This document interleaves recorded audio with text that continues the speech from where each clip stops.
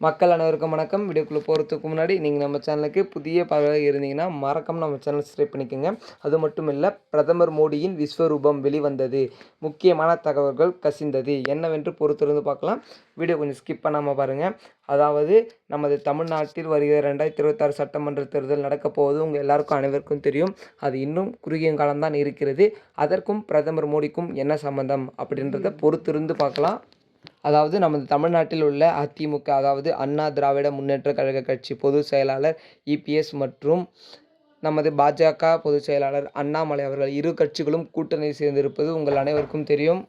அதில் 2 கட்சிகளும் சேர்ந்து பல நிபந்தனைகளை வைத்துள்ளது. அதில் ஒரு நிபந்தனை தான், அதாவது சீட்டு முக்கியமாக பாஜக தான் தர வேண்டும் என்பது அவர்களுடைய கருத்தாக நிபந்தனையாக வைத்தார்கள். அதில் பார்த்திங்கன்னா ஒரு சிக்கல் நிலவியது. என்ன சிக்கல் என்றால், இப்பொழுது புதிதாக தோன்றிய தமிழக வெற்றிக் கழகம் தாவேக கட்சி தலைவர் விஜய், அந்த கட்சியில் பார்த்திங்கன்னா புதிதாக கரூர் மாவட்டத்தில் நடந்த சம்பவத்தால் அவங்களே மன உடைச்சலுக்கு ஆளாயிருக்காங்க.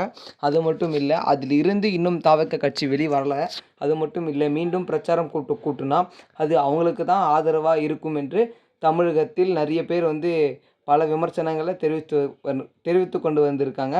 ஆனால் இதில் அதிமுக மற்றும் தாவேக இரு கட்சிகளும் கூட்டணி சேரப்போவதான சர்ச்சை தகவல் வைரலாக பரவிட்டுருக்கு. ஏன்னு கேட்டிங்கன்னா, சமீப காலமாக நமது அதிமுக கூட்டுற பிரச்சாரத்தில் தாவேக குழுவினர்கள் மற்றும் தொண்டர்கள், அதாவது தாவேக கட்சியின் கொடியை ஆட்டி அதிமுக பொதுச் செயலாளர் இபிஎஸ்க்கு ஆதரவு தெரிவிக்கிறாங்க.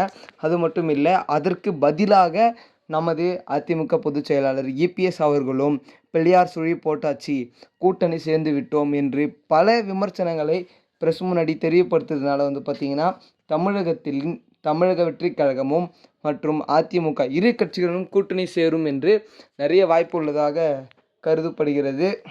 ஏன்னு கேட்டிங்கன்னா, இப்போது இரு கட்சிகளும் கூட்டணி சேர்ந்தால் 2 கட்சிகளும் உள்ள நிபந்தனைகள் என்னென்ன அப்படின்றத பொறுத்திருந்து பார்க்கலாம். அதாவது முதலில் இவர்கள் 2 கட்சிகளும் கூட்டணி சேர்ந்து வெற்றி பெற்றால் இவர்களில் யார் முதலமைச்சர் என்பது ஒரு மிகப்பெரிய கேள்விக்குறியாக இருக்கும். இதுதான் மிகப்பெரிய ஒரு கேள்விக்குறி.